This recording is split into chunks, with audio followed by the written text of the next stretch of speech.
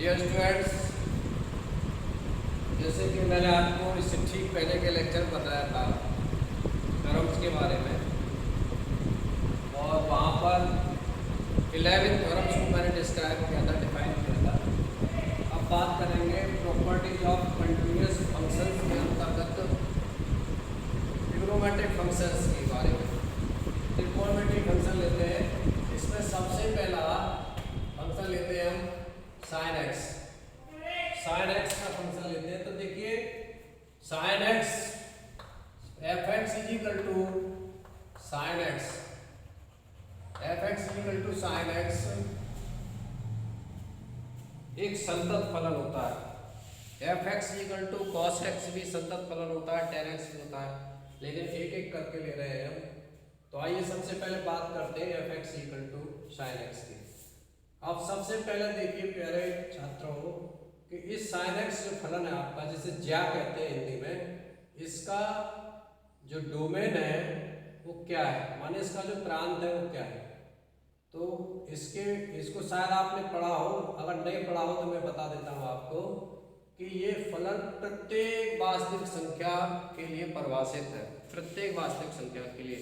इसलिए इसका जो डोमेन है वो क्या है, आर।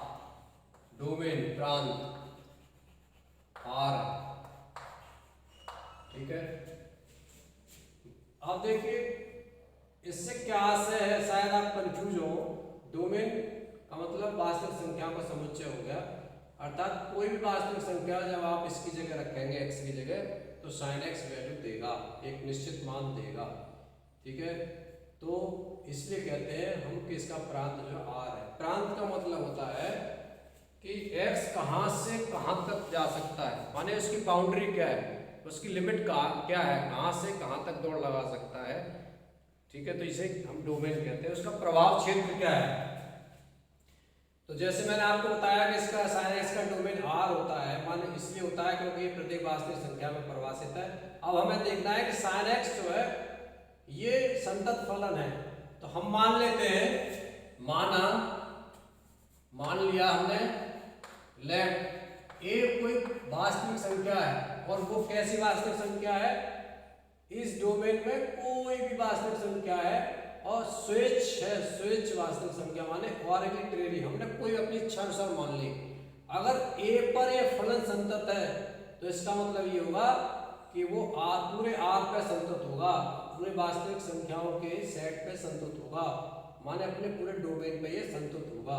क्यों होगा, ऐसा क्यों होता है, क्योंकि मैंने आपको पहले बताया है कि कोई भी ओपन इंटरवल में फलन जो है संतत होता है यदि वह उस ओपन इंटरवल के प्रत्येक बिंदु पर संतत होता है, प्रत्येक बिंदु पर कंटिन्यूअस होता है। तो प्रत्येक बिंदु के हर एक बिंदु पर हम क्या संतत प्रूव करते रहेंगे, तो इसलिए ऐसा तो हम नहीं कर सकते। इसलिए हमने एक संख्या ले ली, कोई भी आर्बिट्रेरी संख्या ए ले ली, ठीक है। तो आइए ए पर हम कर देते हैं। डेफिनेशन क्या कहती है, कोई बिंदु, किसी बिंदु पर कोई फलन एफ एक्स संतत होता है यदि limit x tends to f x is equal to f a. ये आपने डेफिनेशन पढ़ी, ठीक। तो इसी के द्वारा करेंगे इसे। देखिए तो सबसे पहले इसकी बात करते हैं। लेफ्ट हैंड में जो लिखा है आपका x tends to a f x की, तो क्या है आपका यहाँ पर एफ एक्स की वैल्यू, या फिर आप इसे उस मेथड से भी कर सकते हैं, एच वाली मेथड से जो मैंने आपको बताया था, एच टेंड्स टू 0, ठीक है, और लेफ्ट हैंड लिमिट ले लेते हैं।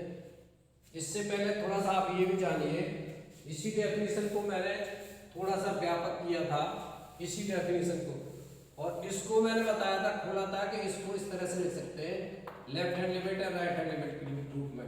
तो x tends to a negative f x is equal to limit x tends to a plus f x.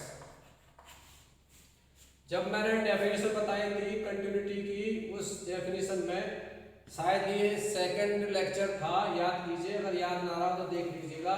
इसका मीनिंग ये होता है इस लिमिट का, ये तो limit x tends to f x, अगर लिमिट अस्तित्व में है इसका मतलब ये तभी होगा जब ये दोनों लिमिट लेफ्ट हैंड लिमिट और राइट हैंड लिमिट आपस में बराबर होंगी।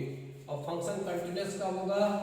जब ये तीनों बराबर हो जाए, अर्थात left hand limit is equal to right hand limit के is equal to functional value माने फलन का x is equal to a पर मान, जो f(x) इज इक्वल टू जो भी फलन होता है उसमें डायरेक्ट रख देते हैं। जैसे यहाँ पर f(x) equal to sin x है तो f इज इक्वल टू हो जाएगा sin a।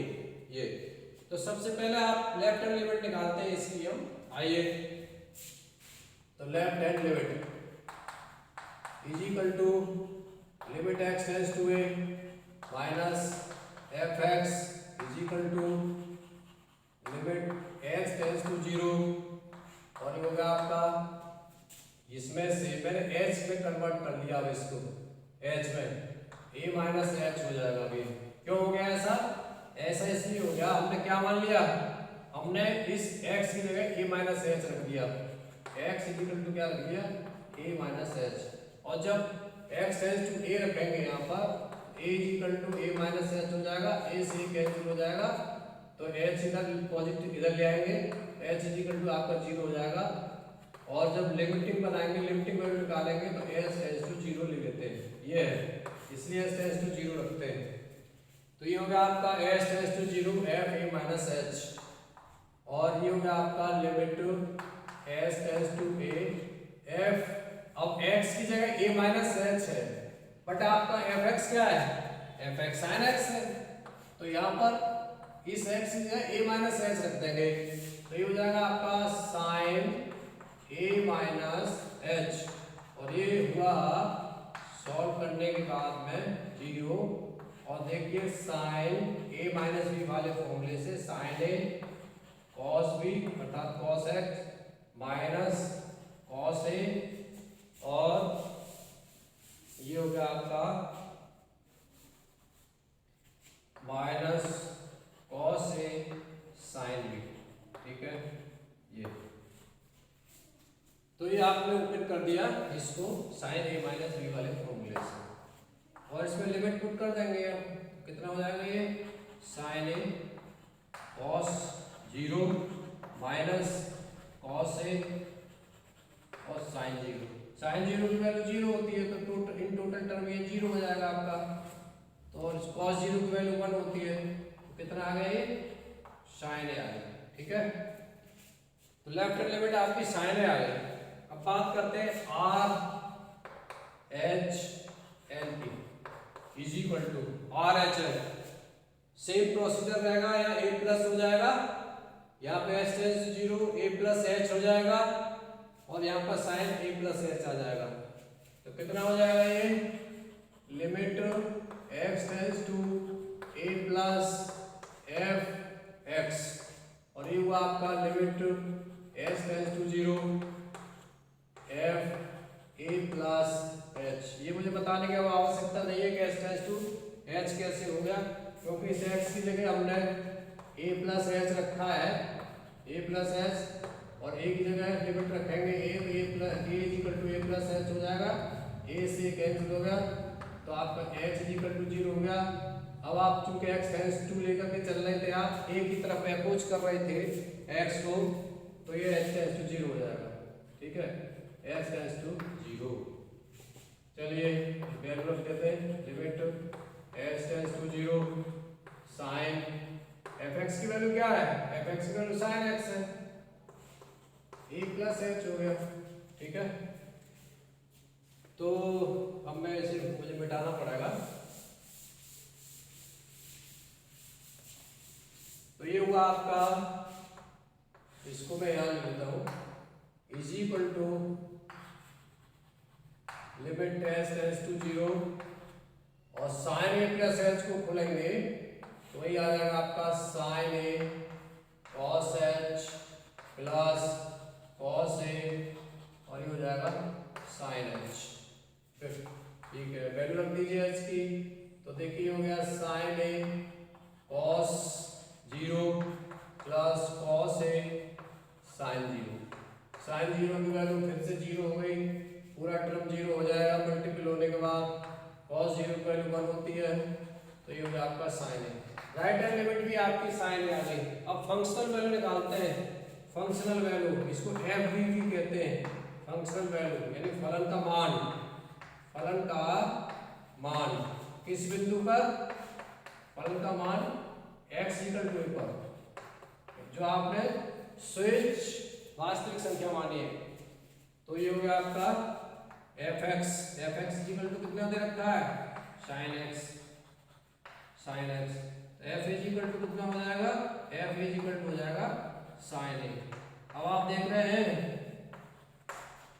Left hand limit भी आपकी sin a थी, राइट हैंड लिमिट भी आपकी sin a निकली थी, और फंक्शनल वैल्यू भी आपकी यानी f की वैल्यू जो थी ये भी आपकी sin a आ गई।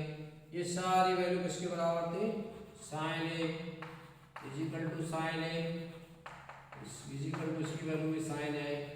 और जब ऐसा होता है तो फलन आपका संतत होता है।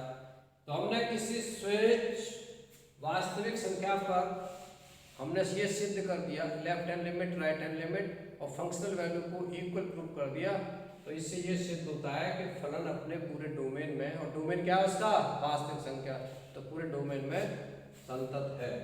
तो ये था आपका ट्रिगोनोमेट्रिक फंक्शंस के अंतर्गत त्रिकोणमितीय फलन का पहला फलन fx equal to sin x। ठीक है, चलिए अब बात करते हैं cos x की। cos x दूसरा लेते हैं fx equal to cos x। ये भी संतत होता है अपने डोमेन में। इसका डोमेन क्या होता है, इसका डोमेन भी वास्तविक संख्या का समुच्चय होता है, वास्तविक संख्या ही होती है। तो इसको भी इसी मेथड से करेंगे। आइए लेफ्ट हैंड लिमिट निकाल देता हूं मैं। लेफ्ट हैंड लिमिट तो वही लिमिट हमने कोई भी a यहाँ लिख देता हूं। मान लिया हमने कोई भी स्वेच्छ अचर एक a ले लिया, a मुझे मिटाना ही पड़ेगा ऐसे।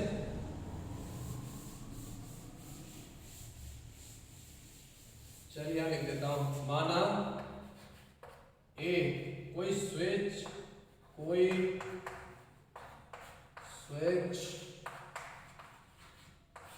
वास्तविक संख्या है, वास्तविक संख्या है। ठीक है,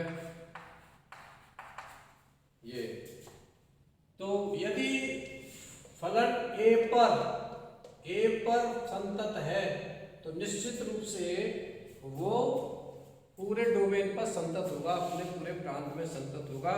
ये मैं डेफिनेशन या प्रमेय आपको पहले बता चुका हूं। तो आइए बिंदु a पर करते हैं पहले। तो पहले लेफ्ट हैंड लिमिट निकालते हैं, LHL is equal to limit x tends to a minus fx। जैसे मैंने आपको बताया कि ये माइनस नहीं होता है, ये केवल सिंबल होता है लेफ्ट हैंड लिमिट का। छात्रों याद रखिए, this is not the minus sign, it is symbol of left hand limit. तो ये हो गया आपका limit x tends to 0 f क्या हो जाएगा a माइनस h। अब देखिए फंक्शन fx की जगह क्या है, ये a माइनस h। तो जहां पर fx है माने fx की वैल्यू क्या है cos x, तो क्या हो जाएगी यहाँ पर a, यहाँ पर रखेंगे तो f a माइनस h हो जाएगी, यहाँ रखेंगे तो क्या हो जाएगा cos a माइनस h, माने f a माइनस h की value cos a minus h के इक्वल आ जाएगी। तो यहाँ पर cos a माइनस h रख देंगे। ठीक, तो ये होगा आपका लिमिट है h टेंड्स टू 0 और cos a minus h। Formula जानते हैं आप, फॉर्मूला जानते हैं cos a माइनस b का, cos a cos b plus sin a और sin b, sin b sin h। ठीक है, हमने वैल्यू पुट की तो देखिए cos h cos 0 हो जाएगा, तो इसकी वैल्यू 1 हो जाएगी, तो cos a, और ये sin h यहाँ पे h की जगह 0 रखेंगे तो sin 0 हो जाएगा, इसकी वैल्यू पूरी 0 हो जाएगी, क्योंकि sin 0 की वैल्यू 0 होती है। तो cos a ही आ जाएगा रिजल्ट आपका, इसका क्या आ गया cos a। तो लिख देते हैं cos a, ये आ गया LHL is equal to cos a। ठीक है, आइए RHL निकाल लेते हैं।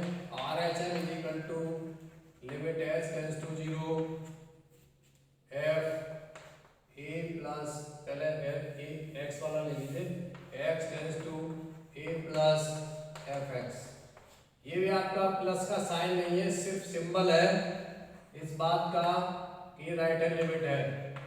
s tends to 0 f a plus h, और ये हो गया आपका limit s tends to fx की वैल्यू कितनी है, fx की वैल्यू cos x है, तो f a plus h is equal to कितना हो जाएगा, cos a प्लस h। ये हो गया आपका cos a plus h।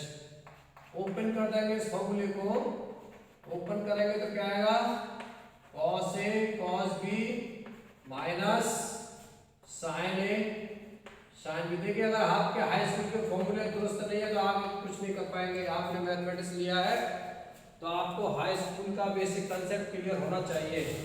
It is required that you must be very clear about the formulas related to high school. तो necessary और sufficient condition है आपके लिए कि फॉर्मूला आपके दुरुस्त रहने चाहिए। अब आपकी इसमें वैल्यू जो है 0 रख देंगे तो cos 0 की वैल्यू कितनी हो जाएगी, 1 हो जाएगी, तो cos a आ गया, और sin h की वैल्यू sin 0 की वैल्यू 0 हो जाएगी, ये पूरा 0 हो जाएगा, तो इसका रिजल्ट भी cos कितना आ गया a। अब आप देखिए लेफ्ट हैंड लिमिट आपकी cos a आ गई, राइट हैंड लिमिट आपकी cos a आ गई, क्या बचा, फंक्शनल वैल्यू बची, फंक्शनल वैल्यू। अब फंक्शनल वैल्यू माने f a की वैल्यू, तो f यहाँ रखेंगे तो कितना हो जाएगा cos a, अर्थात f a is equal to ये भी cos a आ गया, फलन का मान भी आपका cos a आ गया। तो left hand limit, right hand limit और फंक्शनल वैल्यू तीनों इक्वल आ रही है, क्या लिखेंगे, चूंकि left hand limit is equal to right hand limit is equal to functional value, फलन का मान बिंदु a पर, इसलिए फलन आपका क्या है, f संतत है किस पर, a पर, f x a पर, बिंदु a पर संतत है। और a क्या माना था आपने, एक स्वेच्छाचर माना था, इसलिए इसका मतलब ये हुआ कि fx आपका डोमेन में, डोमेन fx इक्वल टू क्या है यहाँ पर cos x, अपने डोमेन में, अपने प्रांत में, अपने प्रांत में संतत होगा, संतत होगा, ठीक। ये अब देखिए तीसरा वाला फलन है आपका fx equal to tan x। हम दो फलन संतत प्रूव कर चुके हैं, very first function sin x, second cos x, अब तीसरा लेते हैं fx equal to tan x, इसको भी करते हैं। अब हमें उसे प्रूव करने की आवश्यकता नहीं है, अब वो इसी से प्रूव हो जाएगा। कैसे, तीसरा fx equal to tan x, tan x आप जानते हैं fx equal to tan x sin x upon cos x के इक्वल होता है, ठीक है। अब इस फलन का, ये देख रहे हैं, ये फलन जो है प्रत्येक वास्तविक संख्या पर परिभाषित है, प्रत्येक वास्तविक संख्या पर, सिवाय उन संख्या पर जहां पर cos x की वैल्यू 0 हो जाती है, क्योंकि यहाँ पर अगर 0 हो गई वैल्यू x की, आपने ऐसी वैल्यू पुट करी कि cos x बराबर 0 हो गया, और cos x बराबर जब 0 हो जाएगा तो फिर इनफाइनाइट आ जाएगा, इसका मतलब फलन आपका अपरिभाषित हो जाएगा। इसलिए ये फलन तभी परिभाषित होगा जो जहाँ वही परिभाषित होगा या उन बिंदुओं पर परिभाषित होगा जहाँ पर cos x की वैल्यू 0 नहीं होगी। और cos x की वैल्यू 0 कहाँ होती है, देखिए cos 90 की वैल्यू 0 होती है, cos 3π/2 की वैल्यू 0 होती है, ठीक है। इसी प्रकार से cos 3π/2 की वैल्यू 0 होती है, इसी प्रकार से cos 7π/2 एंड सो ऑन, माने cos 2n + 1 × π/2। ऑड मल्टीपल में cos की वैल्यू π/2 के ऑड मल्टीपल में cos की वैल्यू 0 होती है, 0। आप n की वैल्यू यहाँ पे देखिए 0 रखेंगे तो 0 + 1 तो π/2 हो जाएगा, 1 रखेंगे तो 2 × 1 2 + 1 3 3π/2 पे 0 होती है। इसी प्रकार से यहाँ पे 2 रखेंगे तो cos 5π/2 हो जाएगा। ये ऑड मल्टीपल जितने भी होते हैं एंगल ऑड मल्टीपल में वहां पर cos की वैल्यू 0 होती है। इसका मतलब यह है कि अगर r में से वास्तविक संख्या, ये तो फलन सभी वास्तविक संख्याओं के लिए परिभाषित है, सिर्फ उनको छोड़ करके किनको, जहां पर cos x 0 हो जाता है। तो cos x कहां पर 0 होता है, cos x 2n + 1 × π/2 पर 0 होता है।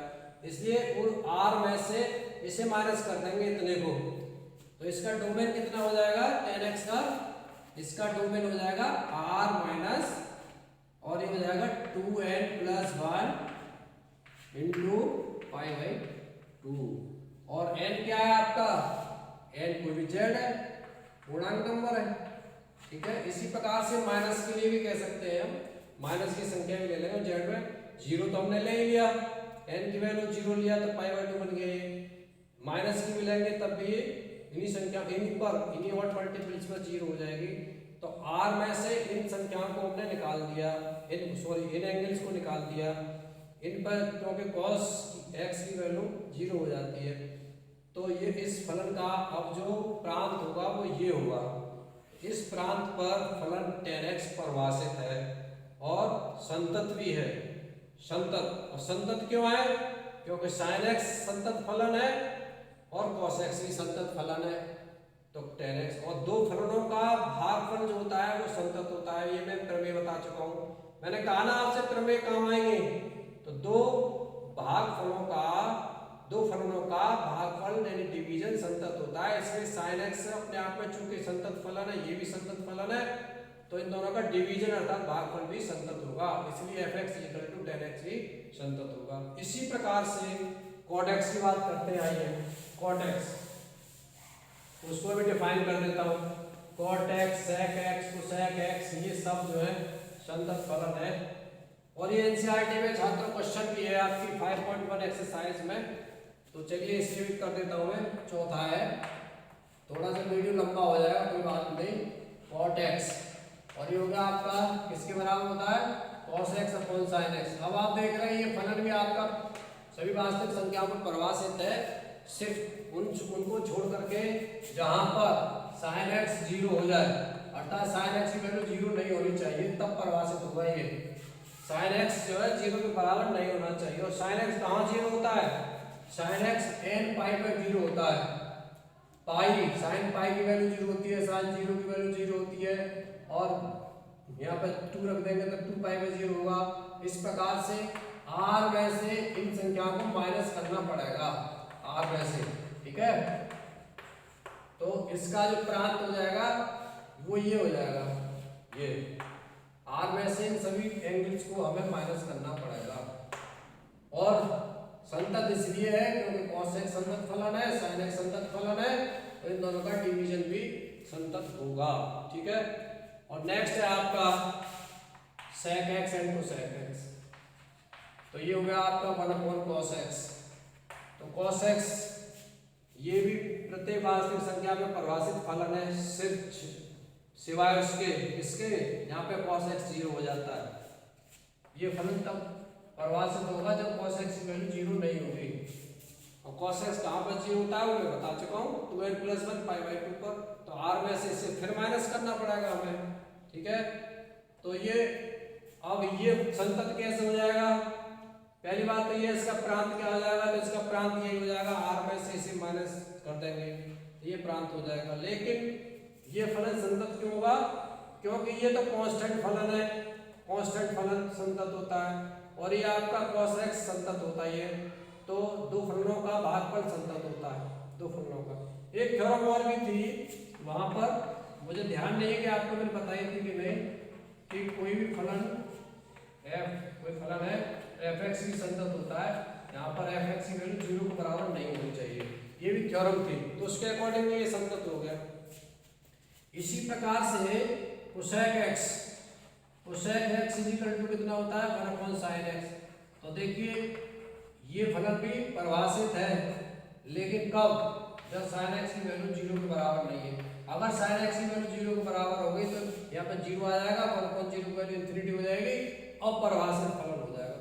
ध्यान दीजिए, मैंने कंटिन्यूटी के ठीक पहले लेक्चर में ही आपको बताया था कि फलन का परिभाषित होना बहुत आवश्यक है।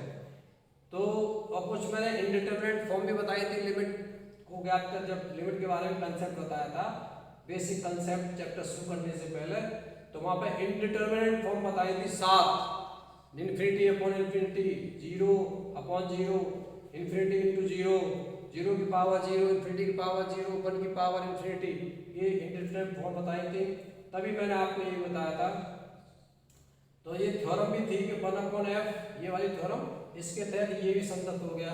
लेकिन r इसका प्रांत क्या हो जाएगा, इसका भी प्रांत वही हो जाएगा, n पाई निकाल देंगे इसमें से, क्योंकि n पाई पे ये 0 हो जाता है।